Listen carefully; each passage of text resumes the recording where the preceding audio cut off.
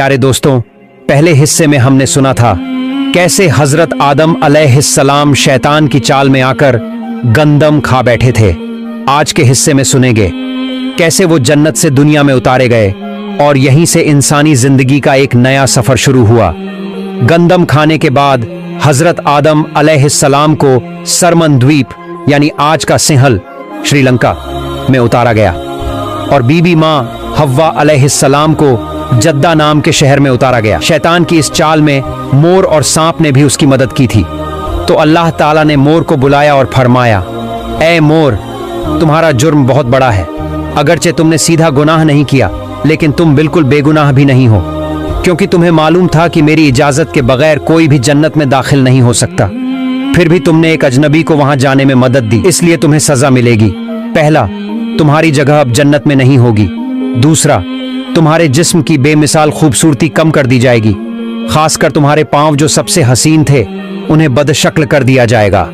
फिर अल्लाह के हुक्म से फरिश्ते मोर को जन्नत से निकालकर दुनिया में छोड़ आए।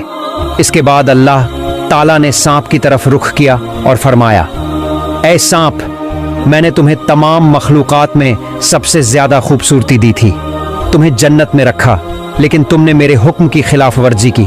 तुमने शैतान को मेरी इजाजत के बगैर जन्नत में दाखिल किया। अब तुम्हें भी सजा मिलेगी। तुम्हारी सूरत बिगाड़ दी जाएगी, तुम्हारे पांव खत्म कर दिए जाएंगे।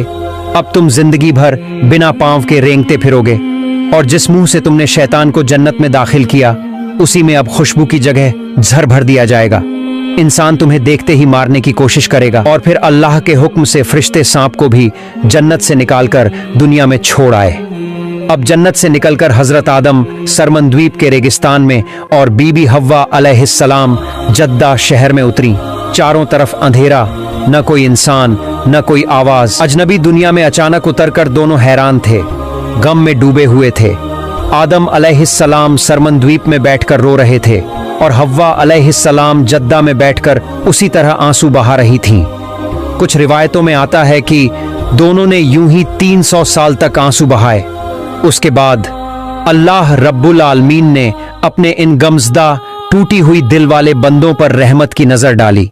फिर उन्होंने हजरत जिब्राइल अलैहिस्सलाम को हुक्म दिया, ऐ जिब्राइल, मेरे बंदे आदम के पास जाओ और उससे कहो कि वो मक्का जाए और वहां मेरे लिए हज करे। अल्लाह का हुक्म पाते ही हजरत आदम अलैहिस्सलाम सफर पर निकल पड़े।